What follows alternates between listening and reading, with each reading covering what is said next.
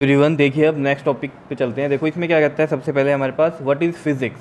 तो देखो फिजिक्स क्या है, physics is the study of natural laws, natural laws की स्टडी है and their impact in the natural phenomena. जैसे कि एग्जांपल लो, नेचुरल लॉज में जैसे ग्रेविटेशन लॉ है, ठीक है। अब उसका इम्पैक्ट क्या है नेचुरल फिनोमिना पे। देखो जैसे आपके हाथ में एक बॉल है, आपने उसको ऊपर फेंका, लेकिन वो हमेशा क्या होगा, नीचे ही आएगी। That is the natural phenomena. और कौन सा लॉ लग रहा है वहाँ पर, ग्रेविटेशन लॉ लग रहा है। तो ये फिजिक्स है कि हम स्टडी करते हैं नेचुरल लॉ और उनका इम्पैक्ट देखते हैं नेचुरल फिनोमिनाज पे। क्लियर है, यही सब हम फिजिक्स में स्टडी करते हैं। क्लियर। अब जैसे कि जब हमने टॉपिक साइंस किया था उसमें पढ़ा था कि सिस्टमेटिक और ऑर्गेनाइज्ड नॉलेज होती है साइंस, ठीक है। तो उस वो ऑर्गेनाइज्ड नॉलेज कैसे आती है, तो वो होता है हमारे पास साइंटिफिक मेथड में। तो देखो नेक्स्ट यही है हमारे पास साइंटिफिक मेथड। तो देखो क्या है ये, scientific methods are used to observe things and natural phenomena। तो ये क्या है scientific method, used to observe things and the natural phenomena। और इसके लिए several steps हैं, it includes several steps। तो देखो नंबर 1 क्या लिखा हुआ है, ऑब्जर्वेशन।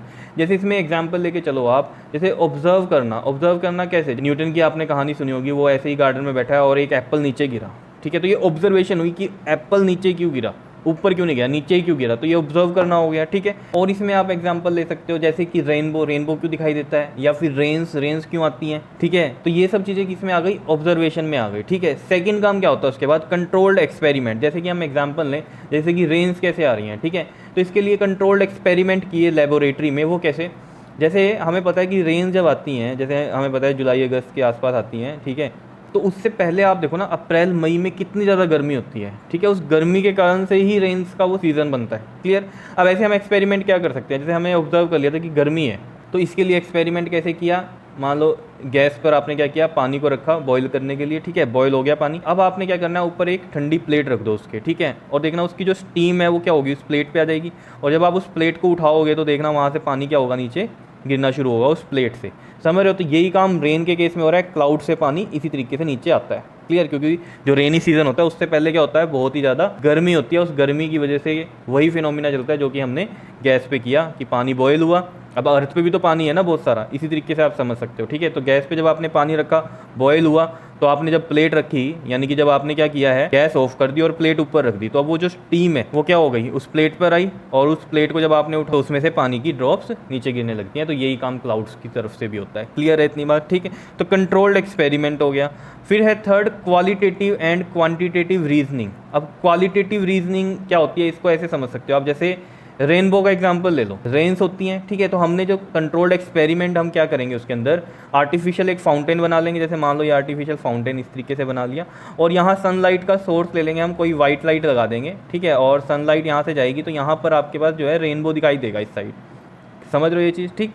तो ये तो कंट्रोल्ड एक्सपेरिमेंट हो गया अगर रेनबो का केस है। अब उसमें क्वालिटेटिव बात को समझो, यहाँ पर 7 कलर्स दिखाई देते हैं रेनबो के, ठीक है।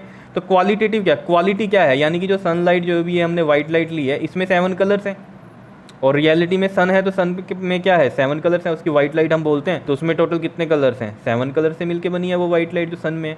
समझ रहे हो बात को। तो ये हो गई क्वालिटी की, उसकी जो वाइट लाइट है वो स्प्लिट हो रही है 7 कलर्स में, जब वो इन पानी की ड्रॉपलेट्स में से बाहर निकल रही है। क्लियर। क्वांटिटेटिव रीजनिंग क्या होती है, क्वांटिटेटिव मतलब क्वांटिटी से रिलेटेड आ गई, क्वालिटेटिव क्वालिटी, जैसे सनलाइट की क्वालिटी क्या है, 7 कलर्स में स्प्लिट होगी। क्वांटिटेटिव रीजनिंग में क्वांटिटी की बात आ गई कि क्या, कि आपको रेनबो कब दिखाई देगा, जब ये आपसे 42 डिग्री पे होगा। समझ रहे हो, यानी कि अर्थ पे ये कितना डिग्री पे होगा, 42 डिग्री पे, मतलब आपकी आइज से कितना होगा, 42 डिग्री पे, तभी आपको रेनबो दिखाई देगा, नहीं तो नहीं दिखाई देगा, ठीक है। तो ये हो गई क्वांटिटेटिव रीजनिंग इसमें, ठीक है। बात करते हैं फोर्थ वन की, मैथमेटिकल मॉडलिंग। मैथमेटिकल मॉडलिंग में जैसे आप समझ सकते हो, जैसे मैंने अभी एग्जांपल दिया था आपको न्यूटन का, ठीक है। न्यूटन ने ऑब्जर्व किया था। देखो मैं ये अलग अलग चीज़ें आपको समझा रहा हूँ एक्सपेरिमेंट, ताकि आपको क्लियरिटी आ जाए। समझ रहे हो। अब जैसे मैथमेटिकल मॉडलिंग में मैं एग्जांपल दे रहा हूँ, जैसे न्यूटन का, कि न्यूटन ने देखा कि एप्पल नीचे ही गिरा, तो यानी कि उसे ग्रेविटेशन फोर्स की बात पता चली वहाँ से। समझ रहे हो, जब ऑब्जर्व किया तो उसने कुछ मैथमेटिकल मॉडलिंग मतलब क्या, कुछ फॉर्मुलेशन बनाई, जो कि आपको पता है फोर्स ऑफ ग्रेविटेशन का फॉर्मूला क्या होता है, G m1m2/r²। यही होता है, ये आपने क्लास 9th में भी पढ़ा है ग्रेविटेशन वाले चैप्टर में, ठीक है। जी क्या होता है यहाँ, gravitational constant, m1 mass of one body and mass of other body. अब जैसे मान लो एक बॉल की हम बात कर रहे हैं, ठीक है। तो बॉल को आपने जब ऊपर फेंका तो वो बॉल नीचे ही आई, अर्थ पे ही आई, ठीक है। तो m1 तो हो गया अर्थ का मास, और m2 किसका मास हो गया, इस बॉल का मास हो गया। कितनी बात समझ रहे हो। तो ये हो गई मैथमेटिकल मॉडलिंग। तो यहाँ पर हमने क्या किया है, फॉर्मूले ड्राइव कर दिए। ठीक, अब प्रिडिक्शन की बात आती है। अब प्रिडिक्शन के लिए नया एग्जांपल ले लो, जैसे सोलर एक्लिप्स है। ठीक है, ये हम पहले ही बता देते हैं ना कि ये इस दिन आएगा, ये साल में इस दिन आएगा। वो भी कैसे, वेरियस फॉर्मूले हैं हमारे पास, स्पीड पता है हमें प्लैनेट्स की, मून की पता है, अर्थ की पता है, तो उसके अकॉर्डिंग हमें पता है सोलर एक्लिप्स में आपको पता है ना, ये सन होता है और ये मून बीच में रहता है और यहाँ ये अर्थ होती है। ठीक है, ये चीज़ आपको पता है ना, क्योंकि मून क्या होता है, अर्थ के अराउंड चक्कर काट रहा होता है और अर्थ किसके अराउंड काट रही होती है, सन के अराउंड चक्कर काट रही होती है। ठीक है, तो एक ऐसा पार्ट बनता है यहाँ पर एक दिन कि मून क्या हो जाता है, इस सन और अर्थ के बीच में आता है, तो ये सोलर एक्लिप्स होता है। तो ये सब चीज़ें भी प्रिडिक्ट कर लेते हैं हम अपने जो फॉर्मूले हैं हमारे पास। ठीक है, कि किस दिन आएगा अब आगे। ठीक है, और 15-20 साल का भी बता सकते हैं अगला कि कब कब सोलर एक्लिप्स आएगा। समझ रहे हो, ऐसे ही ल्यूनर एक्लिप्स की भी बात हो जाती है, समझते हो ना, सूर्य ग्रहण और चंद्र ग्रहण की बात कर रहा हूँ मैं यहाँ पर। ठीक है, तो ऐसे प्रिडिक्शन भी हम कर सकते हैं। ठीक है, अब 6th की बात चलती है वेरिफिकेशन। अब वेरिफिकेशन कैसे होगी, जो भी आपने प्रिडिक्ट किया, मान लो कि आपने कहा कि 2021 में इस दिन आए सोलर एक्लिप्स। ठीक है, तो अगर वो उस दिन नहीं आया तो क्या हो जाएगा, फॉल्सिफिकेशन हो जाएगा, और अगर आ गया तो ये वेरिफिकेशन हो जाएगा, तो वेरीफाइड हो जाएगा। अगर नहीं आया तो क्या हो जाएगा, वो फॉल्सिफिकेशन ऑफ थ्योरीज हो जाएगी। यानी कि फिर हम गलतियां अपनी चेक करेंगे, हमारा प्रेडिक्शन क्यों गलत हुआ, कहाँ हमने गलती कर दी फॉर्मूले में। समझ रहे हो ये बात। तो इसीलिए यहाँ पर जो लिखा हुआ है क्या, कि there is no final theory in science and no unquestioned authority in science. Science में कोई भी फाइनल थ्योरी नहीं होती। मान लो आपने कोई एक्सपेरिमेंट किया, कोई एक नई चीज़ आपने बताई, ठीक है, तो वो कोई फाइनल थ्योरी नहीं है।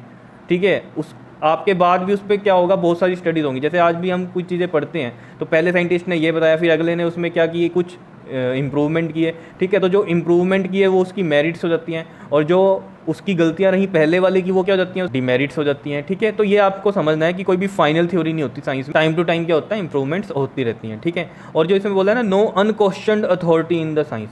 नो अनक्वेश्चन्ड अथॉरिटी मतलब क्या होता है कि कोई भी ऐसी अथॉरिटी नहीं है जिसको क्वेश्चन ना किया जा सके। सबसे आप क्वेश्चन पूछ सकते हो कि ये क्यों है, कैसे है। क्लियर। नेक्स्ट पैराग्राफ में जो लिखा हुआ है वो ये लिखा हुआ है कि observation and experiments need theories to support them. जो भी ऑब्जर्वेशन और एक्सपेरिमेंट्स करते हैं उनको क्या चाहिए, कुछ थ्योरीज चाहिए करने के लिए। ठीक है, and sometimes the existing theory is unable to explain the new observations. और कई बार क्या होता है, जो एग्जिस्टिंग थ्योरी होती है हमारे पास, वो अनेबल होती है न्यू ऑब्जर्वेशंस को एक्सप्लेन करने के लिए। तो क्या होता है, फिर न्यू थ्योरीज फॉर्म्ड होती हैं। Hence either new theories are formed और modification is done in existing theories. या तो मतलब हम बोल सकते हैं कि न्यू थ्योरीज फॉर्म्ड हो गई, या फिर हम बोल सकते हैं कि जो पुरानी थ्योरीज हैं उन्हीं में मॉडिफिकेशन कर दी। क्लियर। तो मतलब ये चलता ही रहता है, ऐसा कुछ फाइनल थ्योरी नहीं होती साइंस के अंदर कि आप ये कहो कि बस ये फाइनल है, ऐसा कुछ नहीं है। उसमें आगे से आगे इंप्रूवमेंट चलती रहती हैं और न्यू थ्योरीज बनती रहती हैं। क्लियर है, इतनी बात समझते हो? तो मुझे लगता है ये क्लियर हो गया होगा आपको टॉपिक। ठीक है, तो ये चीज़ अच्छे से पढ़, कोई इसमें इतनी मुश्किल कहानी नहीं है। क्लियर। ओके जी, थैंक यू।